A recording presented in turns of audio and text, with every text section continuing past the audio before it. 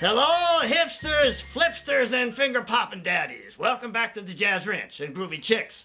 You know, it's your alter dominant ego man here. You can call me Mr. Ego. You know, I'm back from, I left Newark. I got back home. You know why? Because one cat dug me. That's all it takes is one cat, and it'll change the world, like FDR. You know, he changed the world. Just one person, all it takes. So now if somebody dug me, I'm back again to haunt you. But anyway, the cage had to go off for the big C. And if you don't know what I mean by that, you can write to him, and he'll tell you about the rotor-rooter bit. You know, the rotor-rooter? Yeah, you know, he's having that done today. The procedure, the procedure, Big P. Anyway, I'm going to tell you a story because, you know, he loves to tell stories. But this is a story about the cage when he went to New York for the very first time. He was 18 years old, went to New York. Where did he go? To the 5 spot to hear Thelonious Monk. Well, on the other bill was Roland Kirk. He was on the same gig. Thelonious was with Johnny Griffin with his quartet, and Roland Kirk was there too. You know, Roland Kirk was a crazy cat. He played 3 instruments at the same time. You know, saxophone, manzello, he played the nose flute, everything. He was a crazy cat. You check him out. Anyway, you know, he was on the Tonight Show one time, and he broke a chair. And I asked my buddy, I didn't see it. I asked my buddy, well, how did he sound? And what did he play? He said, he broke a chair. That's all he heard was he broke a chair. Well, Anyway, I met Roland Kirk, and he gave me this great quote. So I have this quote for you. He said, when I die, I want them to play the black and crazy blues. He said, I want to be cremated and put in a bag of pot. And I want beautiful people to smoke me, and I hope they got something out of it. What a crazy cat. Are you kidding? He wigged me, man. He dug me. What? Hello. Look out, I got a split. Hello, friends. Welcome back to the Jazz Ranch. And, you know, I'm sorry about the alter dominant ego man. You know, one person wrote in and said he missed him, and so he's back now haunting us. But, you know, that story he told about going to New York is true. I actually went to New York when I was 18 and heard Thelonious Monk and Roland Kirk. But, you know, he sort of expresses the lighter side of my personality, and that's okay. If you don't like it, you can give a thumbs down. He doesn't care. But tonight we're going to be talking about adding ninths to your chords. Now, this is more for beginner level or probably intermediate. You know, not so much for advanced people. You already do that. But to get to the point where you can add a ninth or play an inversion of a chord, you know, and add a ninth to the chord and make it more hip or more modern sounding. That's what you want to do. So here we go now with a song from my book, and it's called Moonlight in Vermont, a special arrangement I have for you, and it's going to illustrate the use of ninths, both in spread voicings and in rootless chords. So here we go now with Moonlight in Vermont.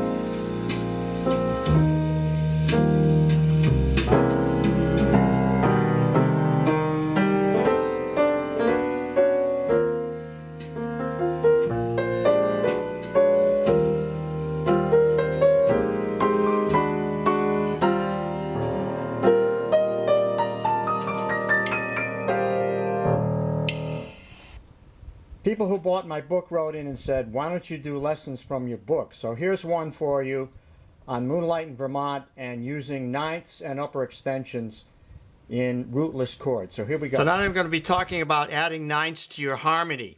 You know, if you're a beginner or advanced beginner or intermediate, this may be something for you to learn, or it may be something new. If you're advanced, you probably already know this, so you can pass this one up. But I remember when I first heard about ninths, or they were pointed out to me, I was in college, you know, I played piano, I loved boogie-woogie piano and so on. I had learned some things about jazz, and I was a big fan of bebop, and particularly Bobby Timmons and Les McCann, you know, and bebop pianists. And I was playing mostly in root position chords, you know, like I was playing blues like this, you know, like that. I met these bass player and a drummer who were also at the school there, and they were older than me. And they sort of took me under the wing, and the bass player, we got a little gig, and the bass player said to me one day, he said, why are you playing all root position chords? Why don't you play first inversion chords? You're just doubling the bass note, and I'm already playing that. He said, you can play a first inversion, it'll sound better. So I tried it, moved that chord up to there, and then he said, well, you still got the root in there. Well, you can drop that and add the ninth. So I added the ninth. Now I had a different sound. I had this. And it was a hipper sound, a more modern sound, you know, and I have to say that I learned this, and then later I heard Ahmad Jamal play that way, and I loved his playing, and you can see that the influence in this particular arrangement that I did of the Ahmad Jamal style. But at any rate, I started playing ninths in that way, and I first saw that the ninth was just an octave above a 2. So it's the same note as a 2, which is a D here, and we're playing a C chord. If I say 8, 9, there's your 9. So that's your basic major 9. Then you also have a flatted ninth, and you also have a sharp 9. So adjacent to it are the other types of 9. There's 3 types. So like a major 9, or just a plain 9. A flat 9, I like to call it. You can call it diminished if you want, or a sharp 9, you can call it augmented, but that's sharp 9. Now, the major 9 goes with a major 7, or can be with a minor 7 chord, major 7 chord with a ninth, minor ninth. Also the dominant ninth, and also the minor 7 flat 5 with a ninth. You could have that ninth in there too, or this one, that's just doubling the third there. Now if you have a dominant 7, you can use the flat 9. That creates a lot of tension in the chord because you have a diminished aspect to it there. You have diminished chord there between the 3rd, 5th, flat 7 and flat 9, and there's 2 tritones, that one there and that one there. A tritone is a interval of a flatted 5th, and it's very unstable. That one wants to move there, and this one wants to move probably either there or like that. So that chord can move to this or can move to this. But most often it moves to the here. So the C7 resolves to an F chord because it's in the cycle of fifths, right? C wants to resolve to F. G wants to resolve to C. So if you have a G7 with a flat 9, it wants to resolve to C.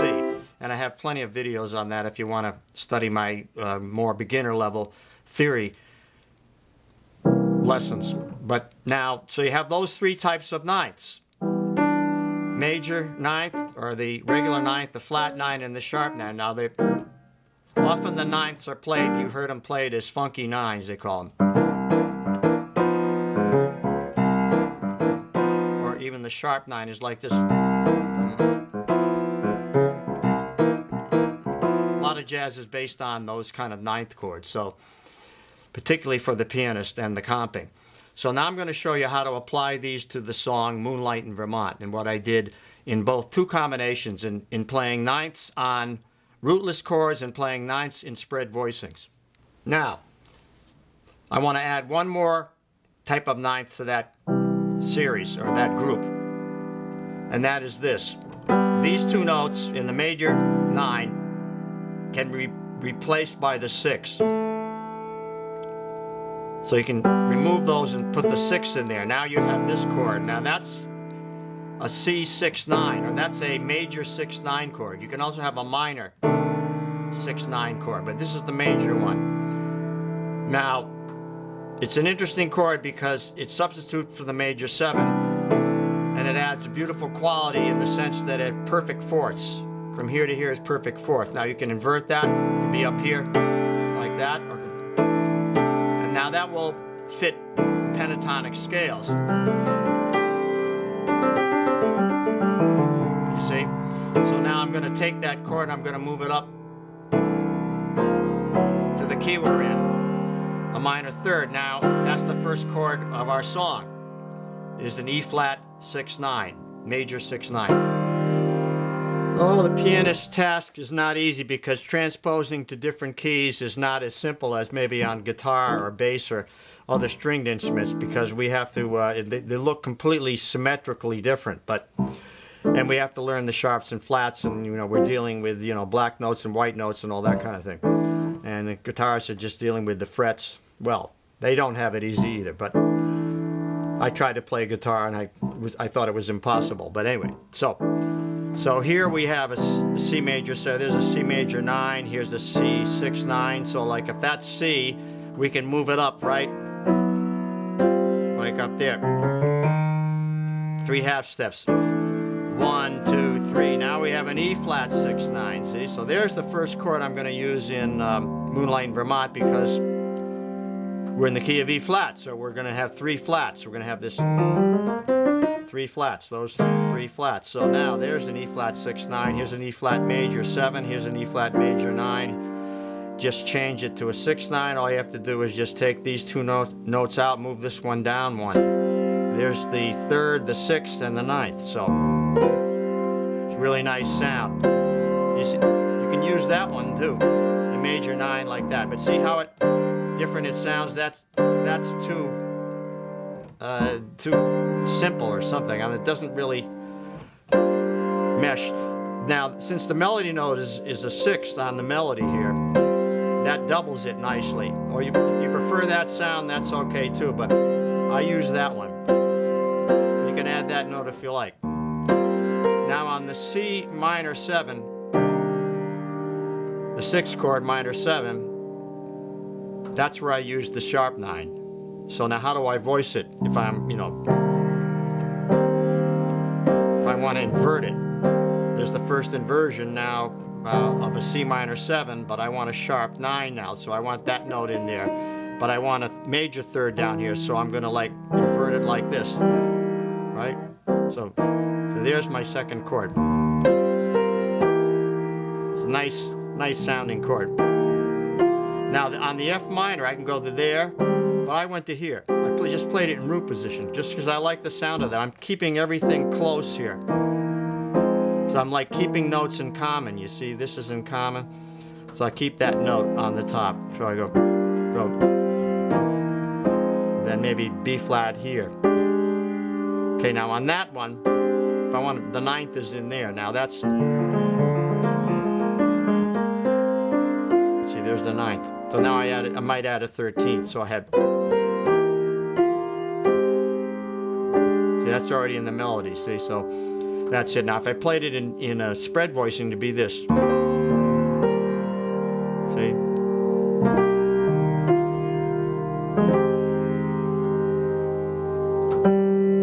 Melody is the 9th. There's my flat 9. See, now your flat 9 really is going to work best with a dominant 7th, and there's your dominant 7th. You see how that adds color to it, as opposed to if I just played it like that. Now I have this. That's a beautiful tonality, just with that simple change there, that flat 9. How do I know that's a flat 9? It's on a B flat chord, right? So always that flat 9 is always a half step above the root, the octave note. I can sharp 9. Often the sharp 9 is matched with the flat 9 like this. Resolves like that. That's the kind of jazz sound right there. So now let's look at these voicings. There's E flat 6 9, C minor. I'm going to put the root in just so you hear it. C, this is a C sharp 9. It's C minor 7, substitute for sharp minor 7. F minor 7, then the B flat altered.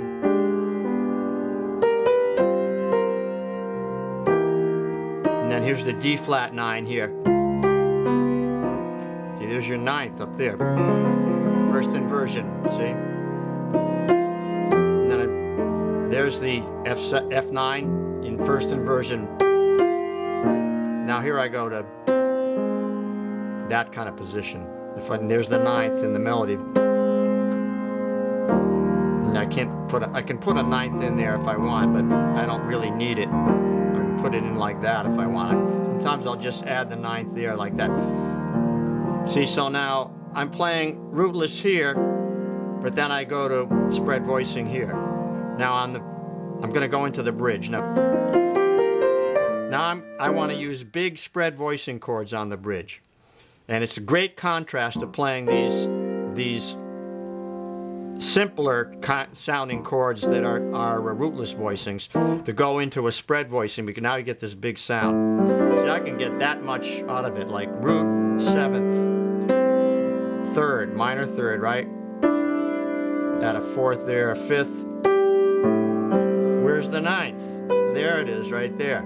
I could put it there if I wanted to, but I like this. I like it there. These building, you know, like it. Right there, you got a 3rd, 5th, 7th, 9th, 11th. That melody is an 11th, right? Or a 4th, same as a 4th.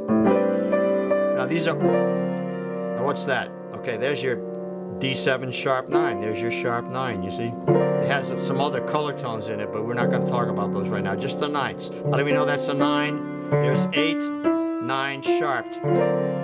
See, so that 9 is so important in creating that beautiful upper extension sound. Take it out. See, it doesn't sound the same. See, it doesn't. It's grittier sounding, I guess you might say. There it is again, right? See? There's your flat 9 in there on the E7. There it is up there. What did I do? There it goes. Forgot what the melody was. These are drop 2 voicings, then same thing. This is just a duplication of the other thing. Now where's the 9th in there? It's right there, right? Where's the 9th? There it is, right? There's your 9th. Don't need the 9th there, but it would be there. So usually these great sounding chords have a 9th in them somewhere, you know. See, there's a flat 9 there, you see. So it's either, that's a dominant chord, an F7 dominant. So there's your flat 9. So without the 9th, you see, you're missing something. You did that. That is so essential. There's the 9th again.